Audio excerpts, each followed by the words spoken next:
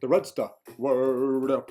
Today we're going to talk some Rudd with Paulie Castellano. We're going to do a little interview. I'm going to call him up. I'm going to talk Rudd. Weird. Who talks about Rudd these days? You know, it's a forgotten thing. We forgot about Rudd. Rudd used to be the real deal. Now we got to talk some Rudd. Hey Paul, can we talk Rudd? He said okay. So we did talk Rudd a few days ago. And we're going to talk about, well, anyway, I hope you're liking 39 hours so far, man. We're going to talk Rudd from the Rudd that he caught from the last episode.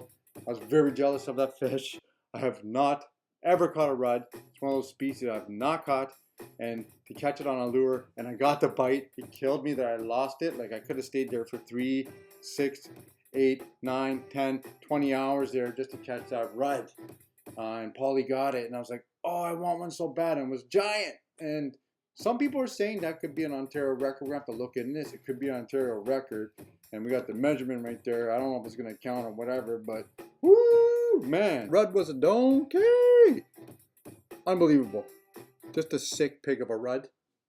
Paul, are we going to talk Rudd? Or are you going to talk Rudd? Or are we going to talk about other things? I think we should talk Rudd. So today, what are we going to talk about, man? We're gonna talk Rudd. Okay, this Taro. I'm talking to all of you, but I'm really talking to you, Taro, because I know you're. This is the first time I've got your attention all morning. I realize that. So when we're talking Rudd, in most scenarios, when we're talking Rudd, you know, they will hit a big lure. We've been out there doing things, and you get a bite, and you think it's a bass, but they seem to like light and glidey. You probably heard Taro say light and glidey. You know, so we were throwing, you know, the small kalins.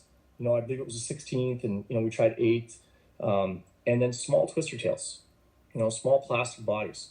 Now, the water was slightly stained, and I saw Taro was throwing one color, so I just said, you know, let's try a darker color. And boom, literally, I made a couple casts down the wall. He missed one. I threw exactly back where he threw darker color.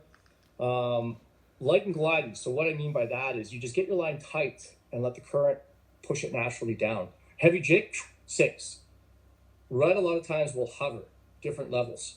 So heavy jig, they don't seem to go down like some fish, but if you can, you know, make it swim by them, they like to come at it or up or slightly down. So that was the deal. You know, try that. We were using lighter line.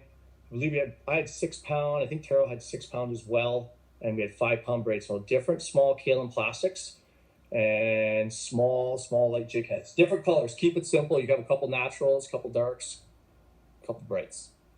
How are you doing with the loss of the Rudd and not having an opportunity to go back and upgrade for the Rudd? Are you dealing with it okay? Or are you? Yeah, that honestly was like, I wanted that Rudd because I've never caught one, and to catch it like on, like I've watched those European shows, and they catch them on little worms and like grubs and maggots and stuff, but to like catch them casting in that scenario on like swimming a grub.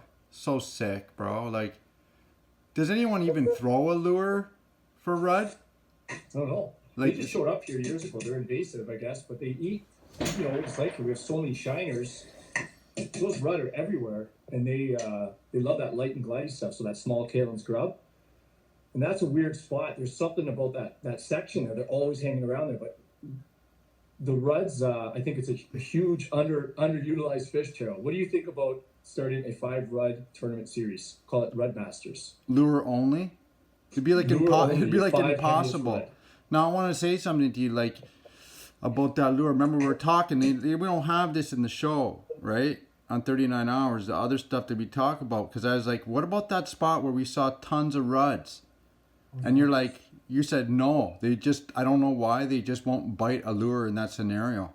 There's something about that. That's one of those spots, Taro, when the Rudd are there. You know, and you probably read this in your monthly subscription to Rudd Master. But when the Rudd are there, they're feeding. A lot of times there's current there. There's always minnows that run up that retaining wall, and the Rudd will actually sit just like other fish and wait and use the pipe, use the current break from the pipe. Yeah. Because it's slack water, and the minnows come by and they're feeding. They're actually feeding on shiners. You'll see them busting small schools in them. So it's just one of those spots. In the other scenarios, I don't know. They're just it's like a scenario. It's like a micro cool scenario where fish are like in a certain mode right there and nowhere else. Can I tell you what you did wrong with the Rudd to help you for your future Rudd opportunities? Yeah, tell me. You can't set the hook with Rudd. The mouths are so small. you have to give them a chance to really close down on it because they have these little teeny mouths, and if you set, you actually pull it out. Yeah, so it's more of a slow, long lift. Yeah, slow, long lift, eh? Slow, long lift, or a real hook set. I kind of did, and then I kind of reacted. I was like, oh. You're so excited that he bit and popped it. If you go back to the video, insert that. Yeah, check this out, right here. A long sweep. This is where I screwed One of the up. most common mistakes with Rudd that people make is they set the hook too hard and too fast. Yeah, so little is known about that, You have to let the Rudd set the hook on himself in order to capture the Rudd. So weird, eh?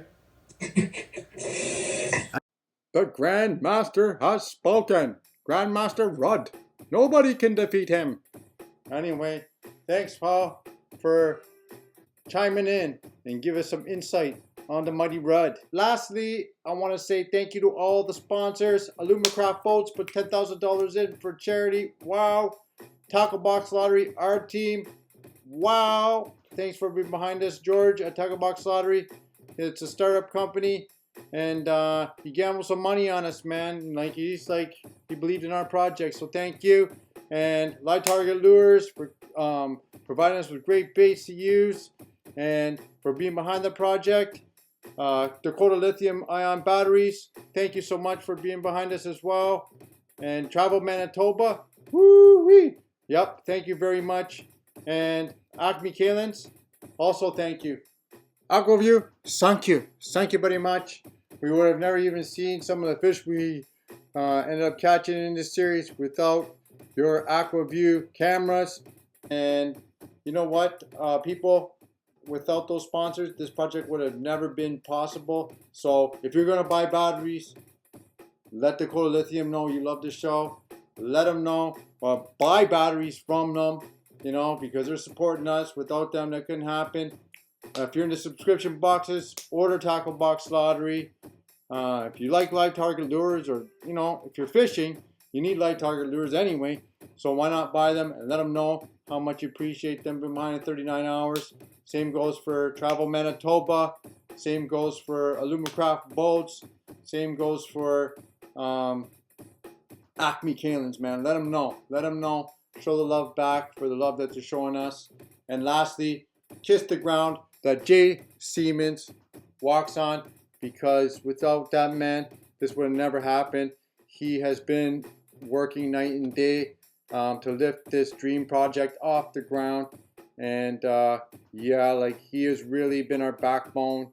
He's been like our grandmother, our grandfather, the godfather, the everything to us, man. So, Jay, honestly, people, thank Jay, man. He has been our rock, and he's carrying us through the valley of death into victory by getting this thing going. So thank you, Jay. Mwah, mwah, mwah.